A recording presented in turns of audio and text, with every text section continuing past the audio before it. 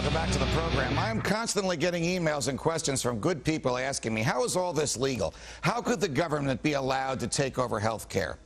There are limited, delegated, and discrete powers of Congress in the Constitution. Stay with me on this and take a quick look at them. This is directly from the Constitution itself. The Congress shall have the power to lay and collect taxes, to pay debts, to provide for the common defense and the general welfare of the United States of America as a country, to borrow money, to regulate commerce with foreign nations and among the several states and with the Indian tribes, to establish a uniform rule of naturalization, to coin money and regulate its value, to provide for the punishment of counterfeiting money and securities, to establish post offices, to promote the progress of science and useful arts, to constitute courts inferior to the Supreme Court, to define and punish piracies on the high seas, to declare war, to raise and support armies, to provide and maintain a navy, to make rules for the government and the regulation of the Army and the Navy, to provide for the calling forth of a militia, to provide for organizing, arming, and disciplining the militia, to exercise exclusive authority in all cases over the District of Columbia, and to make all laws which shall be necessary and proper for carrying into execution the foregoing powers. That is it.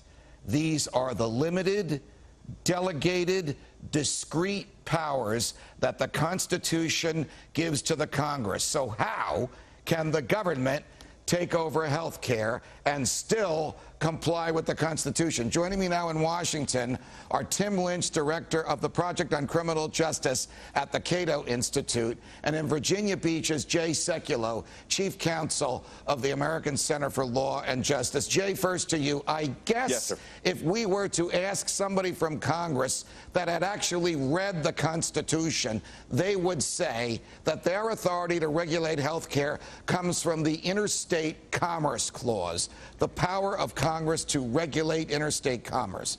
But when the founders wrote that word regulate, didn't they really mean to keep regular, to make sure there is commerce between the states? What do you say? You're absolutely right. And, Judge, I had a feeling you were going to ask me that. And as a good lawyer that litigates before courts all over the country, I was going to also let you know that if they would read their own legislation, you know what's missing?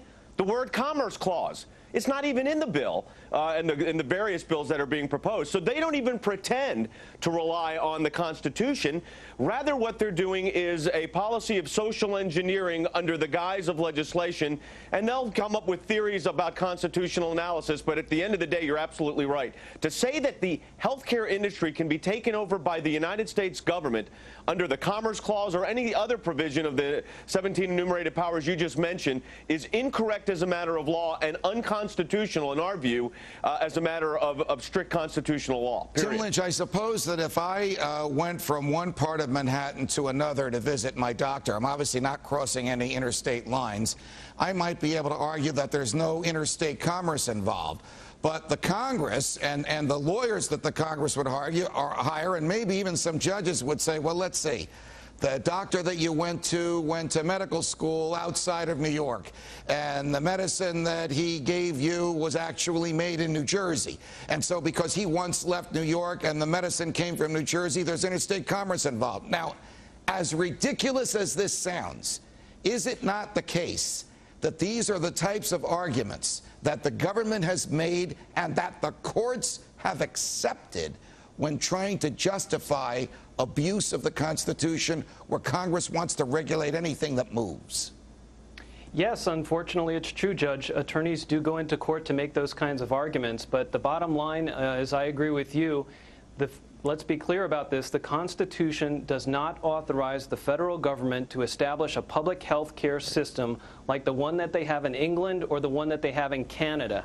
There would have been no reason to lay out those specific grants of power that you rattled off if the Constitution authorized Congress to establish whatever policies and programs they thought would be in the best interest of the country. There's no reason they would have laid that out.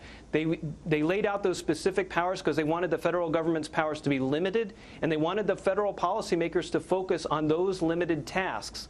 But the key point, I think, for your viewers is that The Constitution is incapable of enforcing itself. If members of Congress choose to ignore the Constitution, then it falls upon the people to exert pressure on Congress.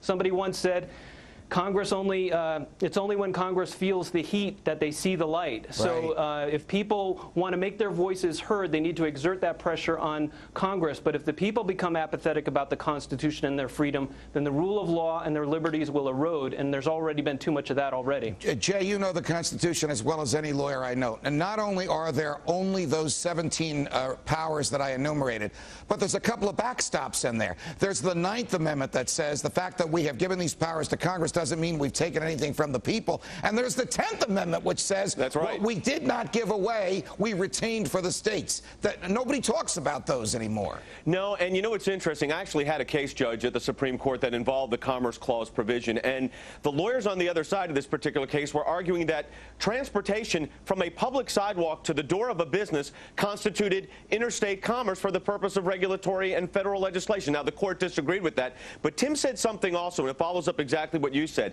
You've got to, the American people need to be continuing. I'm glad that you're doing this and Glenn's continuing to do this, to speak out on this, because you're right. The 10th Amendment to the United States Constitution, as well as the 9th, but the 10th in particular here, says, look, we're not giving everything to the federal government. The states have authority here, and here's the problem. At the end of the day, Congress is not even thinking about where are they getting the authority to do this. This is a social engineering job at the end of the day. Guys, I want you to stay with us. More with my guests coming up next.